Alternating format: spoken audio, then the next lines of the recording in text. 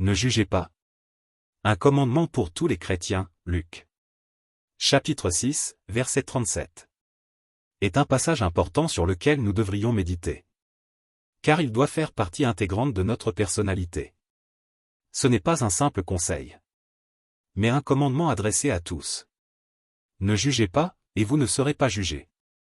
Ne condamnez pas, et vous ne serez pas condamnés. Pardonnez, et vous serez pardonnés. Luc, chapitre 6, verset 37. Pourtant, beaucoup de personnes religieuses ne respectent pas ce commandement. Elles pensent que, puisqu'il existait des juges en Israël, il est également normal aujourd'hui de juger les autres.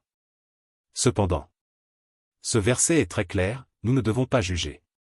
Certains pourraient objecter que l'apôtre Paul demandait parfois qu'un pécheur soit écarté de la congrégation, voir première lettre aux Corinthiens, chapitre 5, versets 11 à 13. Toutefois, cette instruction concernait une congrégation chrétienne authentique, dirigée sous l'autorité des apôtres. Aujourd'hui, il n'existe plus de congrégation inspirée par Dieu ayant reçu l'autorité de prononcer de tels jugements. Aucun être humain ne peut donc prétendre exercer le jugement de Dieu sur son prochain. Un autre point nous aide à comprendre pourquoi nous ne devons pas juger les autres. La Bible enseigne que des personnes injustes seront ressuscitées, il y aura une résurrection des justes et des injustes. Actes des Apôtres, chapitre 24, verset 15. Parmi ces injustes se trouveront des hommes et des femmes qui auront commis des fautes très graves. Pourtant, Dieu leur accordera une résurrection et la possibilité d'être jugés avec justice par Jésus-Christ. Cela montre que Dieu est prêt à faire miséricorde et qu'il est le seul à connaître parfaitement le cœur de chacun. L'exemple du roi Manassé est particulièrement frappant.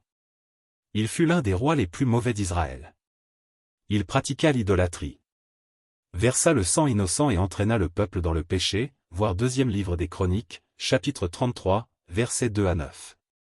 Pourtant, lorsqu'il s'humilia devant Dieu et se repentit sincèrement, Dieu lui fit miséricorde, lorsqu'il fut dans la détresse.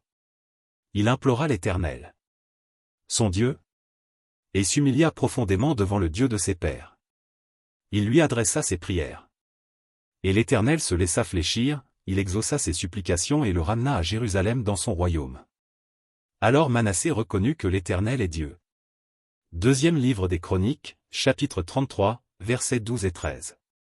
Jésus lui-même a montré l'étendue du pardon que Dieu est prêt à accorder, c'est pourquoi je vous le dis. Tout péché et tout blasphème sera pardonné aux hommes, mais le blasphème contre l'Esprit ne sera point pardonné. Évangile selon Matthieu, chapitre 12, verset 31. À son retour, Jésus exercera le jugement que son Père lui a confié, le Père ne juge personne. Mais il a remis tout jugement au Fils. Évangile selon Jean, chapitre 5, verset 22. Ce jugement appartient donc à Jésus-Christ, selon l'autorité que Dieu lui a donnée, et non aux hommes. Aucun chrétien n'a reçu le droit de condamner son prochain. La Bible rappelle également: il n'y a qu'un seul législateur et juge. C'est celui qui peut sauver et perdre. Mais toi, qui es-tu pour juger ton prochain? Lettre de Jacques, chapitre 4, verset 12. Certains hommes s'approprient pourtant ce droit. Mais Jésus avertit clairement, car on vous jugera du jugement dont vous jugez. Et l'on vous mesurera avec la mesure dont vous mesurez. Évangile selon Matthieu, chapitre 7, verset 2. En tant que chrétiens, nous voyons parfois des personnes commettre de mauvaises actions. Cependant, nous devons toujours garder à l'esprit qu'il ne nous appartient pas de rétablir la justice définitive. Chaque personne devra rendre compte de ses actes devant Dieu, si elle se repent sincèrement. C'est Dieu qui décide de lui accorder son pardon. Imaginons que Dieu pardonne à quelqu'un que, de notre côté, nous refusons de pardonner. Nous nous retrouverions alors en opposition avec la volonté de Dieu. Nous risquerions nous-mêmes d'être jugés avec la même sévérité que celle dont nous avons fait preuve envers les autres. Tous les êtres humains sont égaux devant Dieu. Le commandement de Luc, chapitre 6.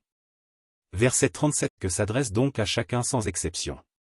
Au lieu de juger, les chrétiens sont appelés à faire preuve d'humilité, de miséricorde et de pardon, en laissant le jugement entre les mains de Dieu, le seul juge parfaitement juste. Devant Dieu, tous les êtres humains sont égaux. C'est pourquoi ce commandement s'applique à chacun, sans distinction. Nul n'est au-dessus de ce commandement. Devant Dieu, tous les hommes sont égaux et tous sont appelés à ne pas juger leur prochain. Puisque tous les hommes sont égaux devant Dieu, personne ne peut s'arroger le droit de juger son prochain. Seul Dieu possède cette autorité.